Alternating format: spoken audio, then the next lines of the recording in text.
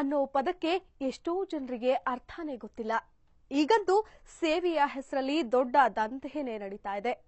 ತಾನು ಆ ಸೇವೆ ಮಾಡ್ತೇನೆ, ಈ ಸೇವೆ ಮಾಡ್ತೇನೆ ಅಂತ ದೊಡ್ಡದಾಗಿ ಪೋಸ್ ಕೊಟ್ಟು ಜನರ ಬಳಿ ಅನುಕಂಪ ಹುಟ್ಟಿಸಿ ದುಡ್ಡು ಹೊಡೆಯೋರೇ ಜಾಸ್ತಿ.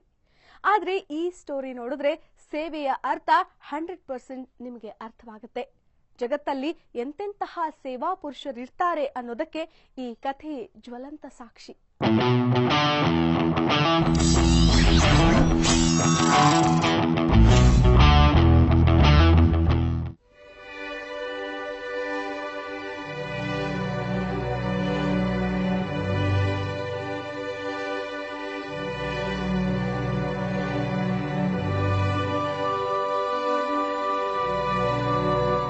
ಕೈಕಾಲುಗಳು ಕೊಳೆತು ಹೋಗಿವೆ, ಮಾತು ಬಿದ್ದು ಹೋಗಿದೆ, ಮುಖದ ತುಂಬಾ ಗಾಯದ ಗುರುತುಗಳು, ಬಾಧಿಸ್ತಾ ಇರುವ ಅಂಗವೈಕಲ್ಯ, ಸಮಾಜದಿಂದ ತಿರಸ್ಕೃತರಾಗಿರುವವರು, ಗೊತ್ತು ಗುರಿ ಇಲ್ಲದೆ ತಾವು ಯಾರು ಅನ್ನೋದೇ ಮರೆತು ಸಾವಿನ ದಾರಿ ಹಿಡಿದ ಪಾಪದ ಜನರು.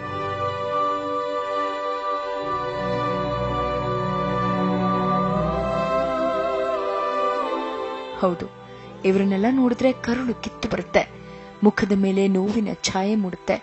ಅಬ್ಬಾ, ಇಂಥವರು ನಮ್ಮ ಮುಂದೆ ಇದಾರಲ್ಲ ಅನ್ಸತ್ತೆ. ಯಾರಪ್ಪ ಇವರನ್ನ ಹೆತ್ತವರು, ಎಂಥ ಪಾಪ ಮಾಡಿದ್ರು ಇವರೆಲ್ಲ ಅಂತ ಮರುಕ ಹುಟ್ಟುತ್ತೆ. ಆದ್ರೆ ಎಲ್ರಿಗೂ ಹೀಗನ್ನಿಸ್ಬೇಕಲ್ಲ.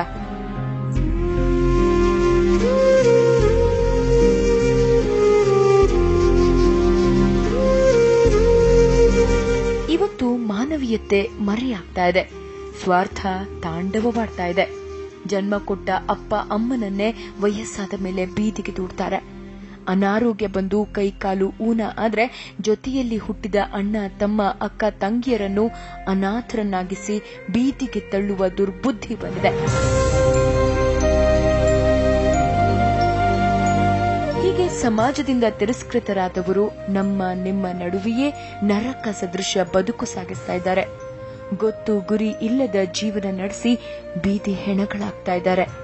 ಆದ್ರೆ ದೇವರು ದೊಡ್ಡವನು ಅಂತಾರಲ್ಲ, ಹಾಗೆ ಬೆಂಗಳೂರಲ್ಲಿ ಇಂಥ ಅನಾಥರ ಪಾಲಿನ ಅಮ್ಮನಾಗಿ, ಸಂಬಂಧಿಯಾಗಿ, ದೇವರಾಗಿ ಅವರ ಬದುಕಿಗೊಂದು ದಾರಿ ಕಲ್ಪಿಸ್ತಾ ಇರುವ ವ್ಯಕ್ತಿಯೊಬ್ಬರಿದ್ದಾರೆ.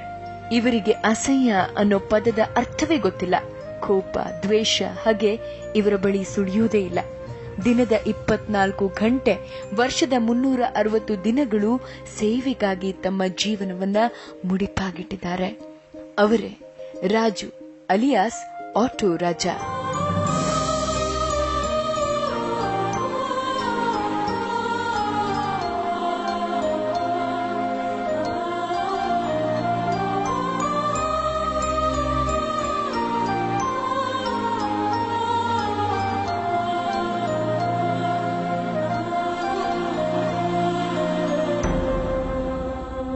ಹೌದು, ಆಟೋ ರಾಜನದ್ದು ಊಹಿಸಲ ಸಾಧ್ಯವಾದ ಸಾಧನೆ.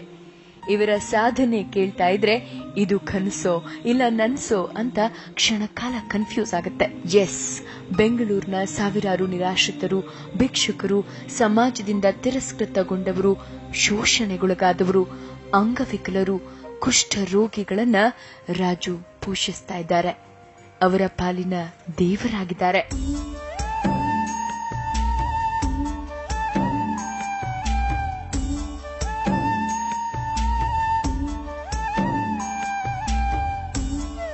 ಅಂದಹಾಗೆ ರಾಜುವಿಗೆ ಜನಸೇವೆ ಅನ್ನೋದು ರಕ್ತದಲ್ಲೇ ಬಂದುಬಿಟ್ಟಿದೆ.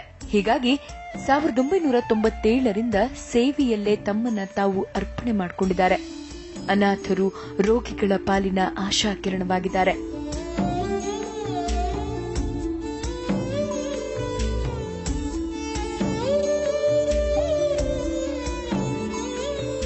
ಇವರು ನಿತ್ಯ ತಮ್ಮ ಆಟೋದಲ್ಲಿ ನಗರ ಪ್ರದಕ್ಷಿಣೆ ಮಾಡ್ತಾರೆ.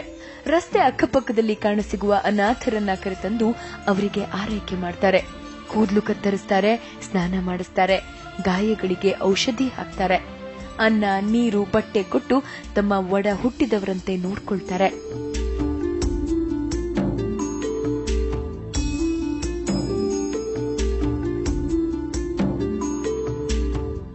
ಬೆಂಗಳೂರಿನ ಕೊತ್ತನೂರಿನಲ್ಲಿ ರಾಜುನ ಹೋಮ್ ಆಫ್ ಹೋಪ್ ಸಂಸ್ಥೆ ಇದೆ. ಹೆಸರಿಗೆ ತಕ್ಕಂತೆ ಇಲ್ಲಿಗೆ ಬರುವ ಪ್ರತಿಯೊಬ್ಬರ ಜೀವನದಲ್ಲೂ ಹೋಪ್ ಮೂಡುತ್ತೆ. ನೋಡಿ, ಈಕೆಯ ಹೆಸರು ಪಂಕಜ. ಕೆಲ ತಿಂಗಳ ಹಿಂದೆ ಬೀದಿ ಬದಿಯಲ್ಲಿ ಅನಾಥವಾಗಿ ಬಿದ್ದಿದ್ಲು. ಮುಖ ಊದ್ಕೊಂಡಿತ್ತು. ವ್ಯಕ್ತಿಯೊಬ್ಬರು ಈಕೆಯನ್ನ ಆಟೋರಾಜನ ಹೋಮ್ ಆಫ್ ಹೋಪ್ಗೆ ಸೇರಿಸಿದ್ರು. ರಾಜು ಅವರ ಆರೈಕೆ ಮಾಡಿದ್ರು.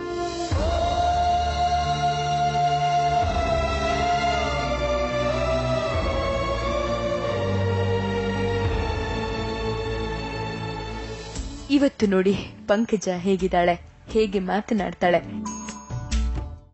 ಎಲ್ಲಿ ಮನೆಯಲ್ಲಿ ಕಮಲಾನಗರ. ಇಲ್ಲಿ ಹಾಕಿದೆ ಮತ್ತೆ ರಾಜು ಅವ್ರ ಜೊತೆಗೆ ಹಾಸ್ಟೆಲ್ ಅಲ್ಲಿ. ರಾಜು ಅವ್ರ ಹಾಸ್ಟೆಲ್ ಇದು. ರಾಜು ಅವ್ರ ಖುಷಿನಾ ನಿಂಗೆ ಇಲ್ಲಿರಕ್ಕೆ? ಫ್ರೆಂಡ್ಸ್ ಇದಾರ ಇಲ್ಲಿ? ಎಷ್ಟು ಜನ ಫ್ರೆಂಡ್ಸ್ ಇದಾರೆ? ರಂಜಿತಾ. ಎಷ್ಟು ಜನ? ರಂಜಿತಾ.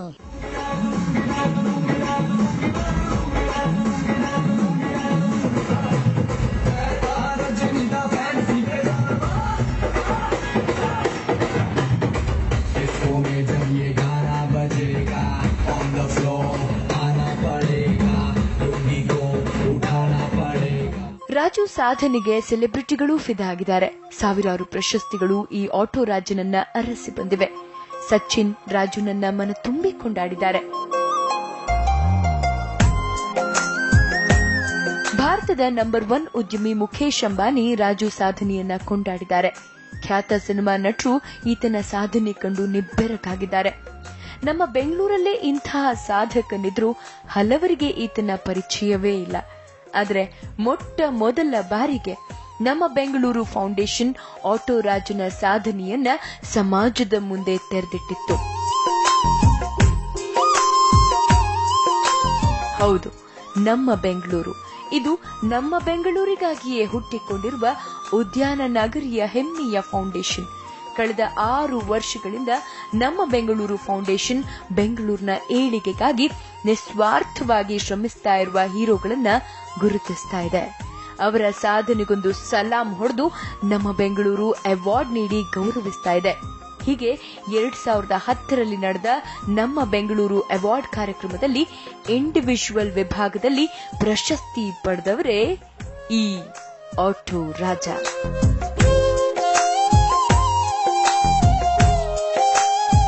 ಆಟೋ ರಾಜನ ಸಾಧನೆ ಅನಾವರಣಗೊಳಿಸಿದ ನಮ್ಮ ಬೆಂಗಳೂರು ಫೌಂಡೇಶನ್ ಇಡೀ ಜಗತ್ತಿಗೆ ಇವರನ್ನ ಪರಿಚಯಿಸಿತ್ತು. ಆಮೇಲೆ 100 ಪ್ರಶಸ್ತಿಗಳು ರಾಜುರನ್ನ ಅರಸಿ ಬಂದವು. ಜನರಂತೂ ಆಟೋ ರಾಜನ ಸಾಧನೆಗೆ ಮೆಚ್ಚುಗೆ ವ್ಯಕ್ತಪಡಿಸಿದ್ದಾರೆ. ಹಲವು ಸಮಾಜ ಕಾರ್ಯಕರ್ತರು ನಿತ್ಯವೂ ಇಲ್ಲಿಗೆ ನಿರ್ಗತಿಕರನ್ನ ಕರ್ಕೊಂಡು ಬಂದು ಬಿಡ್ತಾರೆ. ಅವರು ರಾಜುವಿನ ಬಗ್ಗೆ ಹೇಳಿದ್ದು ಹೀಗೆ.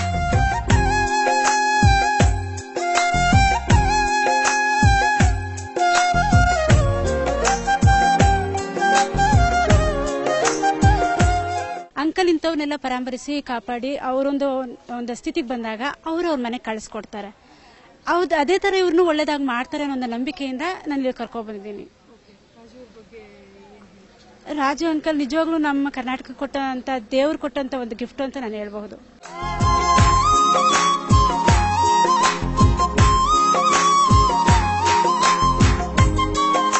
ಹೀಗೆ ನಮ್ಮ ಬೆಂಗಳೂರು ಫೌಂಡೇಶನ್ ಕಳೆದ 6 ವರ್ಷಗಳಿಂದ ಇಂತಹ ಸಾಧಕರನ್ನ ಗುರುತಿಸಿ ಅವರನ್ನ ಅಭಿನಂದಿಸ್ತಾ ಇದೆ. ನಿಮ್ಮ ಸುತ್ತಮುತ್ತ ಇರುವ ರಿಯಲ್ ಹೀರೋಗಳಿಗೆ ದಯವಿಟ್ಟು ನೀವು ಗುರುತಿಟ್ಟು ಅವರನ್ನು ನೀವು ನಾಮಿನೇಟ್ ಮಾಡಬೇಕಂತ ನಾವು ಕೇಳ್ಕೊಳ್ತೀನಿ. ಅವ್ರಿಗೆ ಎನ್ಕರೇಜ್ ಮಾಡ್ರಿ. ಕೊನೆ ಡಿಸೆಂಬರ್ 15ನೇ ತಾರೀಕು ಕೊನೆ ದಿನ.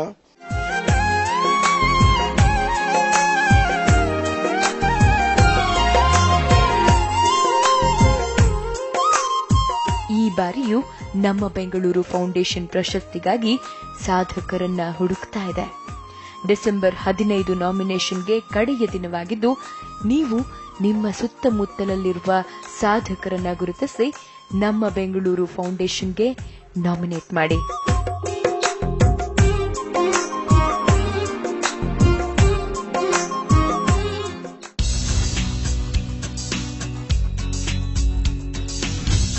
ಬೆಂಗಳೂರಿನ ರಿಯಲ್ ಹೀರೋಗಳನ್ನ ನೀವೇ ಆಯ್ಕೆ ಮಾಡಿ. ನಿಮ್ಮ ಹೆಸರನ್ನ ಸೂಚಿಸೋದಕ್ಕೆ www.namabengaluru awards.org ಗೆ ಭೇಟಿ ಕೊಡಿ.